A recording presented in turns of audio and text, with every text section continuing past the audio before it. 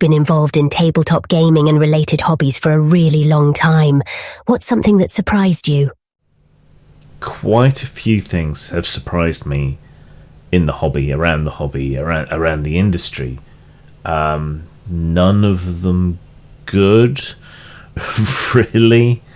The main one that I can't comprehend is how censorious the hobby has become now. How it has embraced censorship, self-censorship, censorship of other companies and so on within the hobby. The near total embrace of cancel culture, or whatever you want to call it, within the hobby. I find that bewildering and distressing, and I don't understand where it comes from. My guess would be that the millennials and below didn't experience the satanic panic.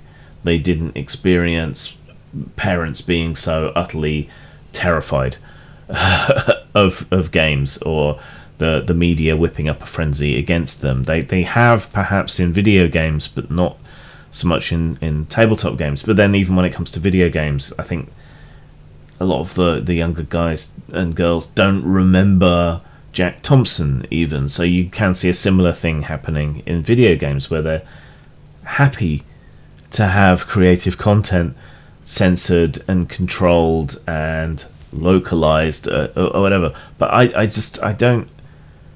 Why do you want such a neutered pablum as your entertainment? And why don't you push back against that? Why don't you want something more experimental, transgressive, and interesting in your media? And not just in gaming, but more broadly in entertainment as a whole. It feels like we've been going backwards rather than forwards, and you can see that in everything from all these needless consultants on D&D books to ever-increasing hostility to Eli Roth or whatever else. I don't understand it, and I also don't understand the cowardice of other creators. I mean, I can to an extent, I guess. I've found myself self-censoring just because I didn't want to put up with the fuss sometimes. But there's a definite lack of solidarity between creators, a lack of support for people who do stick their neck out and do something different or dangerous. And this is all at the demand of the audience. It's very Fahrenheit 451, I don't want anything that might challenge them or be interesting or unsettling, and that cuts out whole genres like horror. I mean, fairly recently, at time of recording, there was a video by one of the people who works on Call of Cthulhu talking about safety tools at the table and all this. You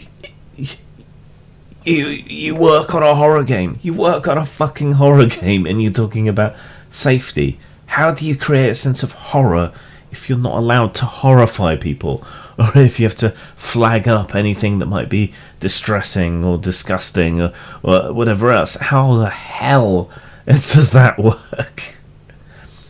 I guess I've also been surprised at many of the things that have become Flavor of the Month or the Year or RPGNet darlings. For example, I cannot understand the appeal of Powered by the Apocalypse, but I'll probably end up trying to run a game of it at some point. For the next Grim game over on Grimstream's channel, go and check it out. I was thinking of doing Burning Wheel. Thinking that was an RPGNet Flavor of the Month many moons ago. At the time when a lot of story games were popular, it's been described as a story game. But I'm looking at it, and this is really tightly structured, and there's an awful lot of rules here, and very specific ways you need to do things, and the players are going to need to understand this. How was this ever an RPGNet darling? So again, that might be funny to run as a sort of car crash thing, but it seems an odd duck compared to the other things that were popular at the time. which brings me to my last point, I guess. I'm surprised that crunchy systems haven't made a comeback, that more complicated systems haven't made a comeback, because we're all playing with devices at the table now, right? Laptops, phones, whatever. There are apps that tie into board games and apps that let you manage your spells for your D&D character and whatever else, right?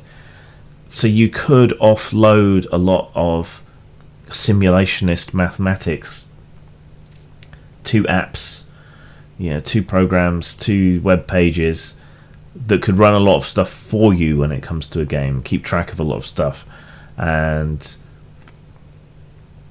run things with a really high sort of sense of fidelity. It's going against the softer narrative systems that we have now, because big crunchy games like Traveller and so on used to be really popular, but it's not something you really see anymore. Not necessarily my preference, but I'm surprised that with all these tools to help us, we don't see more really crunchy games.